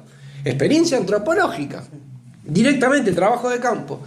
Salta una de las mamás de las estudiantes todas grandes, y le dice, yo quiero hablar. ¿Qué más? ¿Qué querés contar? Yo lo que sé, yo sé algo. ¿Cómo más esto que el otro? Vos nunca... Se arma una discusión en la casa, yo quiero hablar. De decirle que yo tengo cosas para contar sobre ese campito. Profe, mi mamá pasó tal y tal cosa, ¿podemos ir a ver a tu mamá? Bien, perfecto.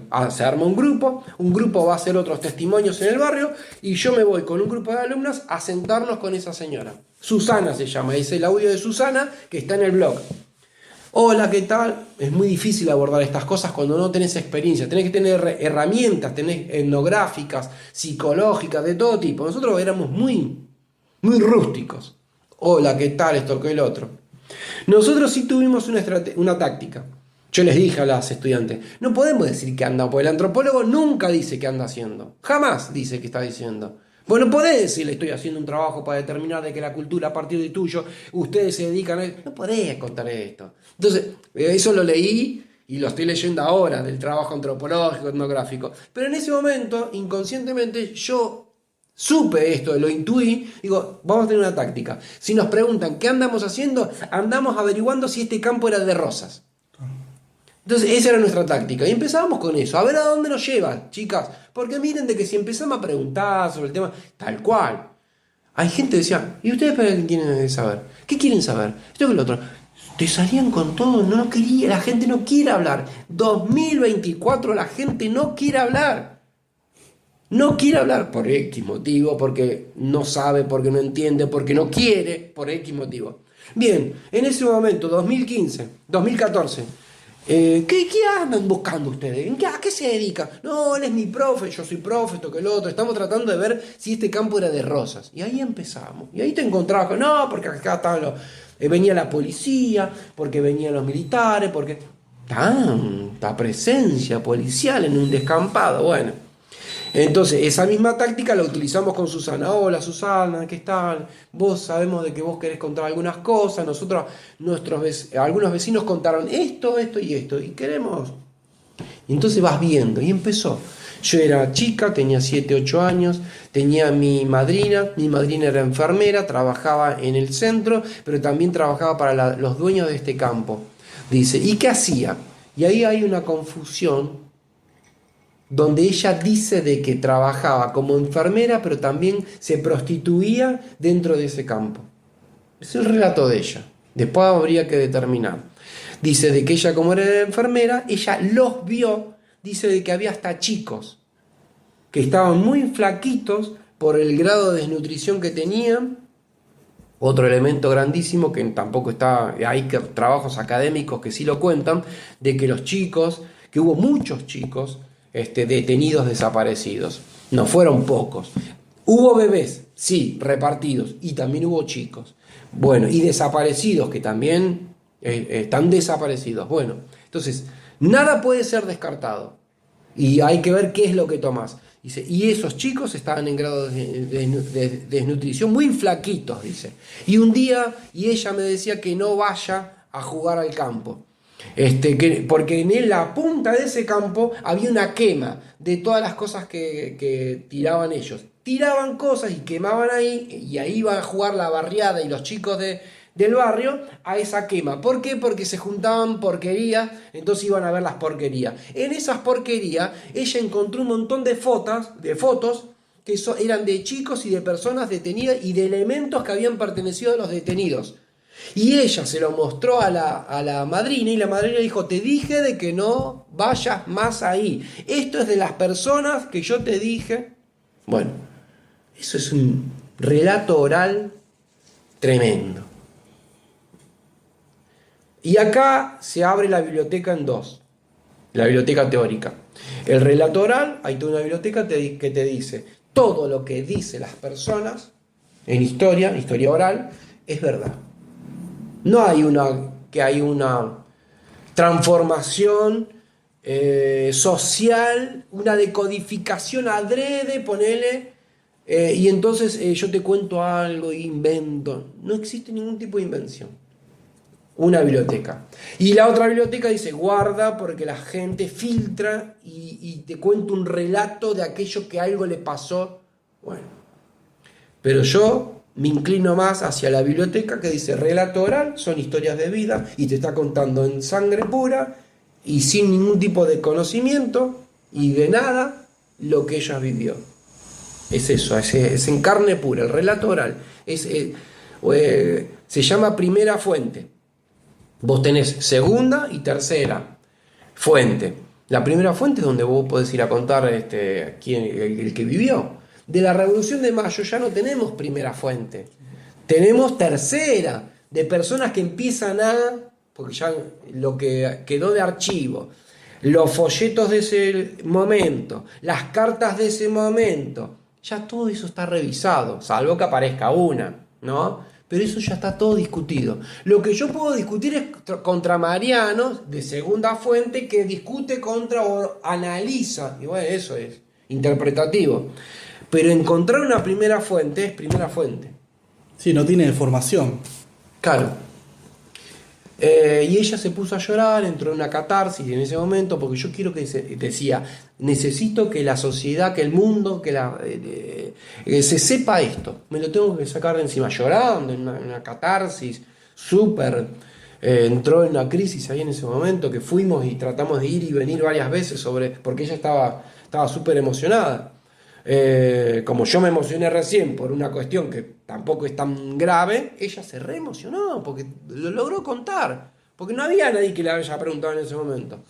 Bueno, fue re poderoso. Ese fue el audio más poderoso que tenemos. El otro no lo pudimos recuperar, se perdió, no lo pudimos volver a grabar, y después son un montón de audios que te dicen: sí, policía, no, yo no sé nada, no, del campito no sé nada, o no quieren decirte.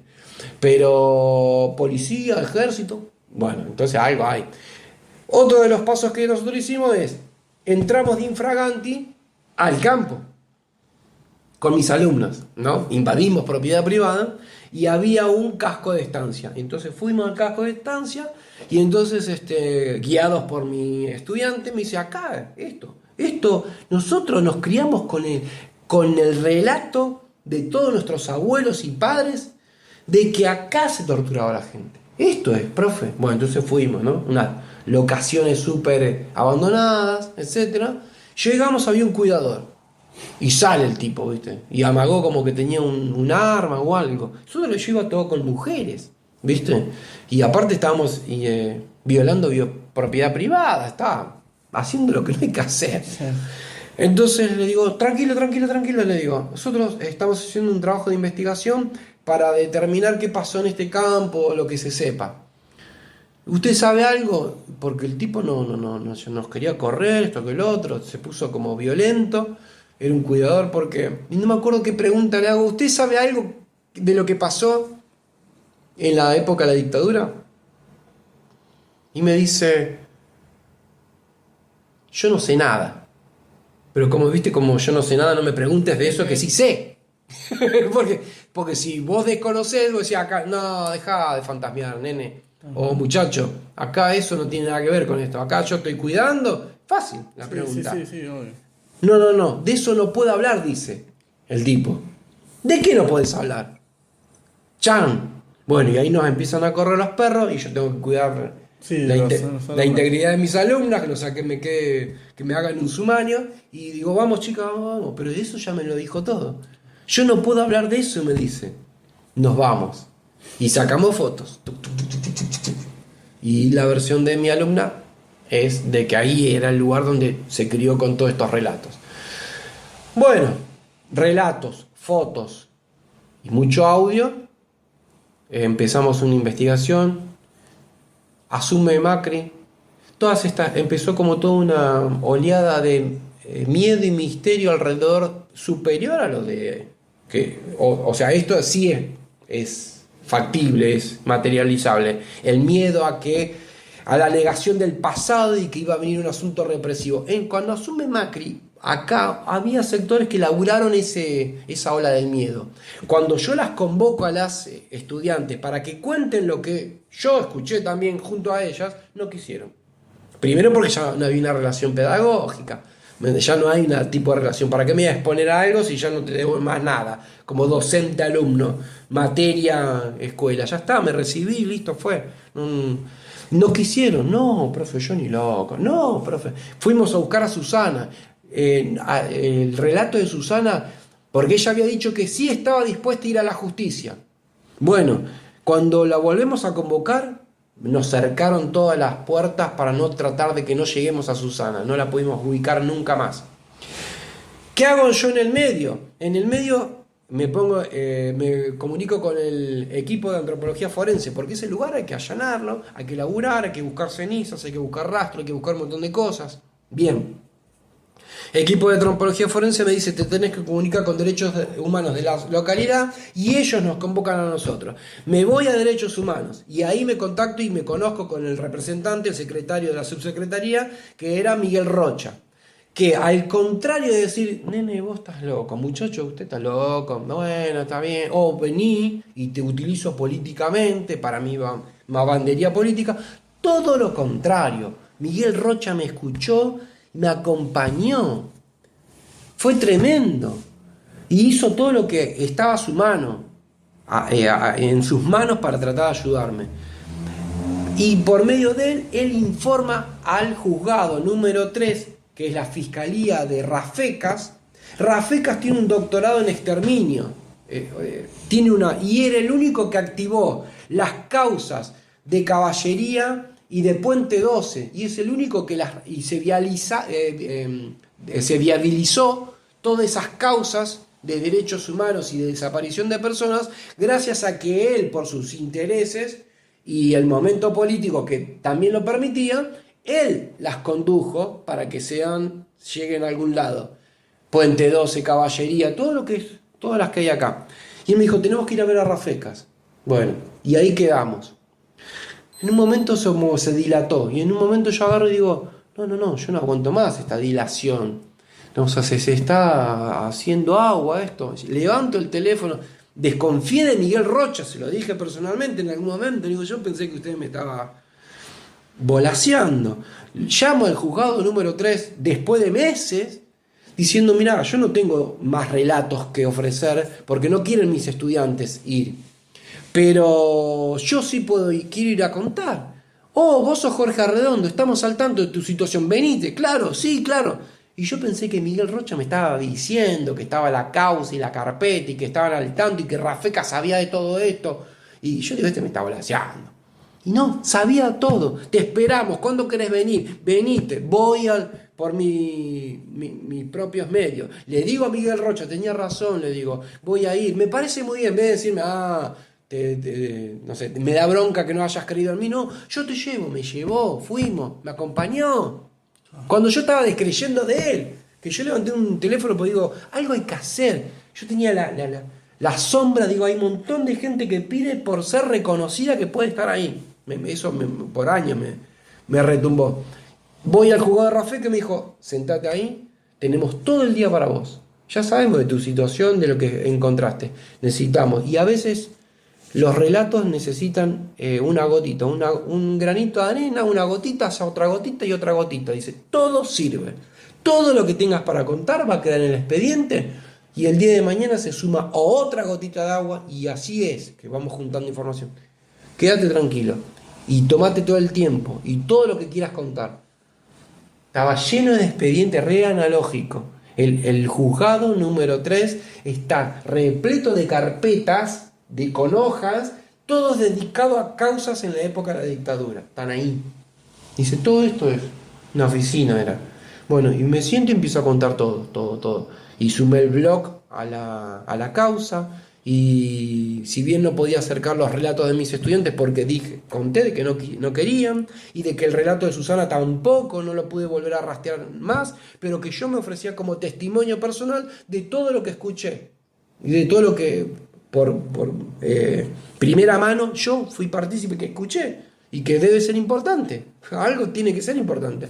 Sí, perfecto. Bueno, y eso quedó en una causa y quedó como testimonio. ¿Qué pasa? No alcanza la prueba empírica, ¿no?, sustancial, para que el juez tenga elementos para decir, sí, tenemos que allanar. No alcanza, no es tan fácil. Para decir, bueno, no hay elementos todavía. Y ahí quedé varado. Yo, siendo un profe, mal pago, sin sustento, sin apoyo. Miguel Rocha deja de ser el subsecretario de Derechos Humanos, ya no tenía ese apoyo. Vienen otras personas, etcétera. Cambia el momento político, como es el país en Argentina, y yo, nada. De todo esto que termina siendo un trabajo académico que lo presento en el Seminario Internacional de la Memoria, que sigue vigente, que lo hace el Haroldo Conti. Se hace anual. Vienen investigadores a nivel anual, por año, una vez por año, vienen gente que piensa la memoria, qué pasa y todas sus facetas, ¿no? De un término que creó Elizabeth Schelin, que es pensar la memoria, ¿no? Y es un término que por ahí es un término que viene de la historia y un término que agarra Walter Benjamin. Y él empieza a pensar el tema de la memoria, más otro historiador, y de ahí y a Elizabeth Schelin lo empieza a elaborar como concepto teórico. Indaga sobre el tema de la memoria como concepto teórico. Porque ella en las movilizaciones de los años 80, todas las personas, sin que tengan ningún bagaje teórico, hablaban de la memoria colectiva. Memoria colectiva. ¿De dónde lo sacaron? No se sabe. Y ella empieza a indagar sobre esto. Bueno, y hasta que llegamos a esos años con un seminario internacional sobre la memoria. Yo presento mi trabajo, humilde, chiquitito, más experimental que otra cosa, más que teórico, donde lo laburo. Primero lo presenté como en las jornadas de historia en la Universidad de Matanza. Sobre toda esta experiencia, y lo conté. Y tuvo muy buena recepción. O sea, había varios trabajos y cuando llega mi trabajo era tremendo lo que yo estaba contando. Súper felicitado y por todo el mundo que estaba ahí asistente. Después de eso lo presento al mismo trabajo, pero en un subtema que tiene que ver con la historia regional. Y yo trabajo una hipótesis. Por arriba, y superestructuralmente, la política puede tender a cambiar políticamente el concepto de lo que pasó y a resignificar lo que pasó en la historia de manera positiva para nosotros, ¿no? Decir, miren, esto fue un genocidio de Estado, terrorismo de Estado, esto que lo otro, y que quede implantado de esa manera. Pero lo hace por arriba, lo hace institucionalmente, lo hace a nivel nacional. como premisa o política de Estado. Pero en las localidades no pasa nada. No pasa nada, lamentablemente. Una dictadura puede cambiar, transicionar hacia la democracia y a nivel institucional general empezamos a vivir una democracia liberal con las recetas y las reglas de una democracia liberal. En las localidades el aparato institucional sigue siendo el mismo. El comisario sigue siendo el mismo. O se piensan que cambió. Fernández, que chupaba gente, viene Alfonsín, pero sigue siendo Fernández. El empresario que vendía a sus empleados sigue siendo el mismo empresario. Y así, la justicia, el juez de turno de una falsa que jugaba a favor de la dictadura, que la dictadura también tenía su aparato judicial. No era de que no operaba, no, tenía su aparato judicial, era ese. Los jueces eran los mismos. Y en las localidades eso no cambia. El aparato burocrático sindical que vendía a sus empleados diciendo chupátelo, porque directamente fue así, sigue siendo la misma cúpula sindical. Por abajo no cambia nada. Ni hablar del carnicero que dice, y antes en la dictadura estábamos mejor. Y la iglesia. Y me faltó la iglesia. Otro detalle con que me encuentro en el trabajo ese es de que todo el mundo decía milicos y los campos son de la iglesia, de la Eucaristía de San Justo, el obispado de San Justo, me decían. Se repetía eso. ¿De dónde lo saca la gente? Lo saca porque lo sabe. ¿De dónde lo sabe? Porque se conoce.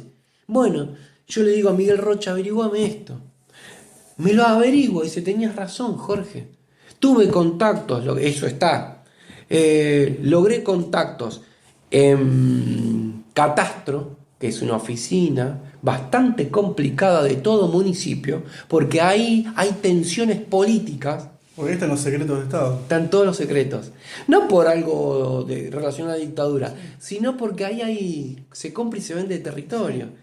Se hacen regalos, esto que lo otro, un montón. Es muy turbio. No puede ir cualquiera. Él logró un contacto y logra la carpeta. ¿De quién es ese lugar? Del obispado de San Justo, que se lo vende a un fulano de tal. Entonces la gente no mentía, no lo inventó.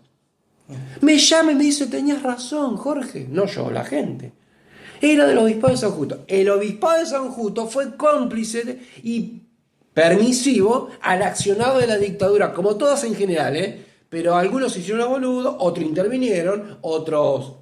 Todo fue distinto el rol. Ya sabemos la cúpula eclesiástica, el rol, pero con distintas gamas actuaron. El obispado de San Justo está implicado en el secuestro de uno de los curas villeros, directamente. Entonces, y este caso, los campos les pertenecían, fueron utilizados al servicio de...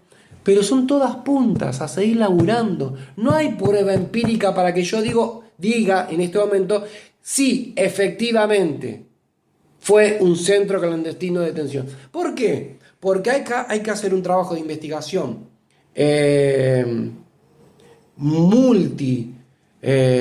académico, donde haya sociólogos, donde haya antropólogos, trabajadores sociales, historiadores. Hay que tener una pretensión política de ir a buscar la verdad. No es tan fácil. Y financiamiento. ¿Quién le paga a todas esas personas? Bueno, y ahí queda varado y queda como incógnita, pero con grandes puntas todavía.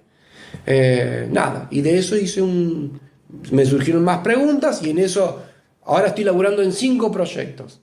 Uno que es un manual de metodología de la investigación, otro que estoy estudiando los 3 últimos golpes militares en Argentina, que arrancaría, no el del 55, sí voy a hacer un capítulo más breve a lo último, pero arranco con el golpe a Frondizi, el golpe a Ilia y el golpe del 76. Estoy laburando sobre esas transiciones.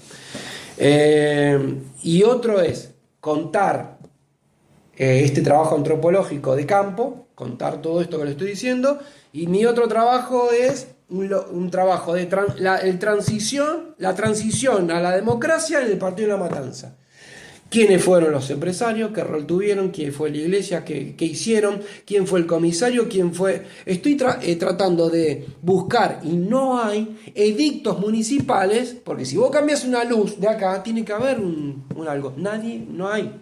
No puede ser que no haya. Se puede haber quemado. Tengo un montón de contactos periodísticos para tratar de llegar a eso. Y todos dicen, no hay. Y algunos te dicen, ojo, muy buena tu pregunta, dice. Tendría que... Pero es difícil llegar a las entrañas de eso. Porque por más que haya una dictadura, el conurbano bonaerense se lo dividieron entre las tres fuerzas. Y acá quedó asignado el ejército. Y el ejército asigna un representante, un general o un coronel, lo que sea, para Matanza. Pero el municipio tiene que formar. Obviamente que no hay un concejal, pero sí hay algo. Porque hay una vida social que debe ser testimoniada. Y con la conciencia y la práctica que tiene la conducta militar, todo dejan asentado. En actas. En actas. Porque tienen esa práctica que viene del pensamiento alemán. Sí. ¿Me entendés? Son muy racionales. Por eso es muy raro que no haya nada, y si no lo tiraron, lo destruyeron, al respecto de los 30.000 o de la cantidad que sea de desaparecidos. Porque ellos son racionales. El acta diaria. Me levanto a la mañana, tocamos la trompeta, somos 30 y fuimos a comer. Todo. Sí. Todo hacen, todo queda. Bueno. Y a nivel municipal tendría que haber algo. Cambiamos la lamparita, mandamos un policía a Cañuelas, y lo que sea. No hay nada. Y no quiere. Y el que sabe, o no hay nada, o lo destruyeron, bueno, es difícil entrar a todo eso. Pero ¿qué pasó en la localidad? Todo bien, con la transición, Alfonsín, perfecto, los juicios a la Junta. Y en las localidades, ¿qué pasa? Eso es lo interesante. ¿Qué pasa? Son todos los mismos. Acá se chuparon y desaparecieron a una comisión interna por ser oposición a la UOM, que es la comisión interna entera de la Mercedes-Benz. Mercedes-Benz que llega al país de la mano de Perón y de que dicen, hay trabajos, que Perón llega a la Mercedes, que es alemana, en unas tratativas para que no se sabe qué parte tenía accionaria Perón de la Mercedes-Benz, que llega de la mano de Jorge Antonio. Bueno, y que nosotros sabemos esto de la Mercedes-Benz no gracias a un argentino, gracias a Gabriela Weber, que es una investigadora que vino de Alemania a decirnos y a contarnos en un documental que se llama Milagros no hay, contando de que como Rukauf, partiendo como el elaborador de la ley represiva para todos los sectores de oposición, empezando por Rukauf en tiempo antes del golpe, ¿no? Ya con la AAA, y como parte del peronismo era partícipe de la represión. Porque si hay un capítulo que no se quiere contar, y se contó igual, estoy exagerando un poquito, es el de la AAA, que empieza en momentos antes de la dictadura, pero la base de la dictadura represiva fue en función de fortalecer el aparato represivo clandestino de la AAA. Bueno, pero toda la complicidad en función de la desaparición, con nombre, apellido y roles y relatos de los desaparecidos de la Mercedes-Benz de acá de González Catán, es gracias a Gabriela Weber. Si no, todavía nadie hubiese investigado. Por eso digo que las localidades, y más en Matanza, y no sé por qué, está todo por ser contado todavía. Nadie dijo nada. ¿Quién era el dueño? ¿Cuántas fábricas había? ¿A qué se dedicaba el distrito? Tenía un sector industrial importantísimo, Matanza. El primer cordón es súper industrial. ¿Quiénes eran los dueños de esas fábricas? Esos sectores tenían una posición obrera. ¿Qué pasó? Hay unas historias y hay unos trabajos interesantes de la resistencia obrera de los 70. Pero ¿y? ¿Quiénes los vendieron? ¿Dónde? ¿Qué pasó? Hay mucho para laburar todavía. Hay muchísimo. Hay un proyecto a nivel educativo que se llama Jóvenes por la Memoria. Entonces, le dan como propuesta a los estudiantes que cuenten y que traten de indagar sobre la memoria de su barrio o de su escuela. Han descubierto unas cosas impresionantes. El barrio 20 de junio, detrás del Parisien, no se llama 20 de junio por el Día de la Bandera. Era un barrio que se gestó en una comisión interna de una sociedad de fomento llamada 20 de junio, y creo que no era por el hecho del Día de la Bandera, barrio organizado por el PRT. Y ese barrio es gracias al PRT. El Partido Revolucionario Trabajador. Claro, el PRT. Bien, y todo eso, y es el barrio 20 de junio, y tienen desaparecidos de esa comisión interna, de esa vieja sociedad de fomento que le pone 20 de junio, creo que le pone por otra cosa, no por el Día de la Bandera. Está todo sin contar. Hay otro episodio de un pueblo, por ejemplo, de la provincia de Buenos Aires, camino a Mar del Plata, por la ruta 2. A los estudiantes le proponen estudiar el tema de la memoria. Y en un pueblo chiquitito, como decía, ir a Cañuela. Y en Cañuela son todos semirural, estancieros. Acá no pasó nada, ¿viste? Hay 2 escuelas, como todo pueblo rural. Hay 2, una técnica, una de agronomía y un bachillerato. Y no pasa más nada. Y ellos hicieron, viste que todos las ciudades, las localidades tienen una reunión, una fiesta de pueblo, donde van todos los que elaboran algún tipo. Y aprovecharon ellos, pusieron el stand de la escuela y agarran y ponen un título, y como escuela número 1, esto que el otro, y dan panfletos diciendo a lo que se están dedicando. Queremos saber qué pasó en esta localidad durante la dictadura. ¿Viste? Y repartieron. Venían todos, hola chicos, ¿cómo andan? Ay, no, acá yo no sé nada. Bien, pasa ese día, perfecto, y repartieron 500.000 volantes. Se acerca un día un hombre, dice, quiero hablar con ustedes porque me entregaron este volante en el día de la fiesta. ¿Qué pasó? Sí, cuéntenos. Bueno, y cuenta una historia tremenda del único desaparecido que tiene esa localidad, que era un estudiante que era de la juventud peronista, pero estamos diciendo un pibe de 17 años que era parte de la escuela que ellos concurrían y que no figuraba en ningún lado, porque la historia, si la puedo ocultar, la tapo y la oculto. Y ellos indignados cuando cuentan ese relato dicen, ¿cómo fue? Viste que en las zonas rurales, yo estoy acá en mi estancia o en mi casita y vi de que había un auto que agarra y para, y vi las luces. Digo, no, pero hay luces, ¿qué pasó? Y se ve todo, en campo abierto se ve todo. Y veo de que agarran y dejan un chico y que lo matan. Dice, lo vienen y lo matan. Bueno, y cuenta todo un relato. A partir de ese nombre, dice, es el desaparecido que tenemos en esta localidad. Y yo, ¿cómo puede ser? ¿Y qué? ¿Cómo no? Nunca pudimos. Empiezan a desconfiar. Lo primero que va a hacer es desconfiar. Y van a los archivos de su escuela y encuentran de que existía fulanito de tal. Entonces se indignaron con la institución, se indignaron con todos los padres, sus propios padres. Ustedes todos saben, le decían, se indignaron. Está contado esto en redes, esta historia. Fue tremendo y apareció toda, y esa localidad tenía su desaparecido en dictadura, que era un pibe de la escuela secundaria que peleaba por un mundo mejor. Porque era un revolucionario que secuestraba y mataba gente y metía bombas. Sí, no era un montonero como lo que no era claro. Y también como esa cosa de que te dicen, no, esto fue una guerra porque el Estado se defendía. Las bolas. No. Las bolas. ¿Entendés? No, las bolas. Montoneros tuvo que tomar acciones armadas. Claro. Como una contraofensiva contra el aparato represor. Proceso que empieza en el 55 de violencia estatal. Por eso es importante observar los pasos y las transiciones y qué pasó en nuestro país. Nuestro país tiene 6 golpes militares.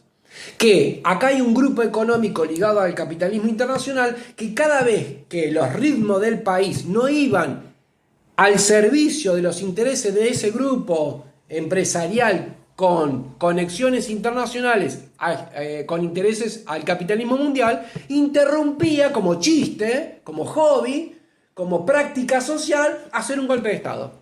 Y que empieza en el 30. Que cuando llegamos al 30, no llegamos con una práctica social muy democrática que digamos.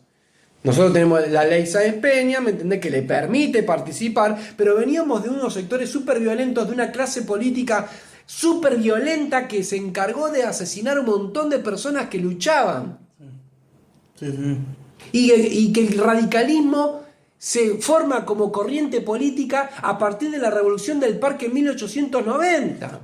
Y también que Irigoyen era el mismo que mandaba a fusilar obreros. O sea, el padre fundador del radicalismo Claro. era el que le volaba la cabeza a los Sí. obreros que se rebelaban contra Porque en las eso jornadas laborales. no había discusión. No. En el modelo político de ser un país agroexportador no había discusión. Lo que había discusión era en qué términos yo entro en el aparato político. Y ahí tenía discusión con el sector más conservador. Y ahí hay una discusión muy interesante de cómo hacemos nuestro recorrido histórico en Latinoamérica, porque esto es latinoamericano, no es solamente argentino, de cómo acá el liberalismo fue conservador, reaccionario, desde sus comienzos, desde Cornelio Saavedra, que quería volver a hacer monarquía, a traccionarlo para atrás, contra el sector más jacobino, y el sector más jacobino tenía ligazones con el sector de Gran Bretaña. Y porque ahí también está la corriente del que quería poner la bandera de España o que quería poner la bandera de Inglaterra Claro. en la Plaza de Mayo, básicamente, en el Cabildo. Y esos dos modelos estuvieron, y en el medio se pasó lo que pasó. Pero nosotros somos producto de esas tensiones, ¿viste? Hasta el sector jacobino tuvo que pelear con un sector súper reaccionario. Y el sector después liberal no era liberal al estilo de... Porque hay tres interpretaciones y tres corrientes teóricas muy distintas. Lo que es ser liberal en Estados Unidos, lo que es ser liberal en Gran Bretaña, en Inglaterra, y lo que es ser liberal más políticamente, lo que nosotros conocemos, a la francesa. Son las tres corrientes y las tres interpretaciones. Una por ahí más económica que está peleada con la parte política. Y eso es el capitalismo. Pero justamente nunca termina de tener anclaje porque el ideal de libertad económica no condice con los ideales de la libertad humana. Y eso termina siendo mierda. ¿Y a quién? Al que dominamos. Y lo que pasa que tenés, o sea, si lo llevamos a la parte inglesa, David Ricardo, economista, Claro. ley de granos, que la libertad de comercio llena la balanza del rico y lo que se desparrama por la balanza del rico Claro, la ley llega al del derrame. pobre. Y nunca llega, porque cuando se llena la balanza el tipo te pone otra para que se siga llenando, te pone Claro, otra, te pone otra. no va a llegar nunca. No. Va a llegar nunca. Obviamente, sí, la teoría del derrame, Sí. que nunca se derrama, nunca se derramó y no se va a derramar. Bueno, eso. No sé a qué venía esto. Creo que estamos. Bueno, muchas gracias por coparte, por estar acá. No, por favor, gracias a vos, Marian.